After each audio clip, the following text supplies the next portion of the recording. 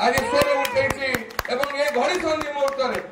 मु आपण पाखे कृतज्ञता ज्ञापन करी भारतीय जनता पार्टी कर्मकर्ता पाखे राज्य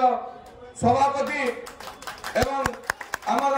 प्रिय केंद्र मंत्री धर्मेंद्र प्रधान महोदय निकट में ये घड़ी संधि मुहूर्त में आमको जगह देइछंती तांको घरे आसी सामिल करिसंती ये कथा आम मरिवा जाए केबे भूलिबो नहीं जहाँ को आम बड़ करूँ सी जो प्रत्याख्यान करी एवं ए असुविधा समय किसी बाछ विचार न करी आमको आपण स्वागत करिसंती आपण आपणकर ए कार्य को आम मृत्यु पर्यंत भूली पारिबु नहीं आपण संगे रहिबो एवं मु बहुत भाग में उत्साहित आम जो टीवी देखुलु गठबंधन कथा उठुला गोटे लोक जहाँ को आम सम्मान देचु जदिओ सामिल हो नथिलु तथापि सम्मान देचु जे लड़ुआ मनोवृत्ति अच्छी जेते थर एयरपोर्ट रु आसी सब बेले कहते आम एका लड़ू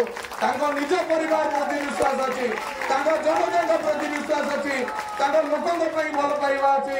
मो लोक जेतिक दिन है खटिला केबे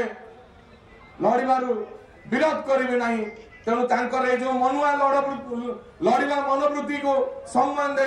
श्रीयुत मनमोहन सामल को आज शत प्रणाम कर लड़ुआ मनोवृत्ति मत उत्साहित कर सामिल होगा एवं केंद्र मंत्री धर्मेंद्र प्रधान महोदय आपण देखिथिबे जो विभाग रे थांतु पछे बेसी समय से ओडिसा को देइछंती ओडिसा रो उन्नति प्रगति पई और चिंता करछंती एवं माननीय प्रधानमंत्री नरेंद्र मोदी को दृष्टि आकर्षण करछंती अमित शाह महोदय को दृष्टि आकर्षण करछंती ओडिसा केमती आगु को जीवो ए जो अन्याय अनीति भ्रष्टाचार चली निश्चित भाव में माननीय मोदी जो संकल्प नहीं 3 वर्ष पूर्व आपणकर पूर्व उदय हम सूर्य निश्चित भाव में आपणकर उपकूलवर्ती ओडिशा भल रिजल्ट कर देखेब आपण आउ लोक मानू भुआ बुले भकुआ बन रखिपारे लोक जानवे आपण काम कर इतिहास कहूँ जी दल को बढ़ी जो माने दल परिश्रम करचंती लौलवान होइचंती श्रम देइचंती आपण समस्त को काढ़ी देइचंती मनरे भय एमाने रहिले काले आम सीट की विपद आसीबो ए ओडिशा माटी एडी बहु महापुरुष एडी जन्म होइचंती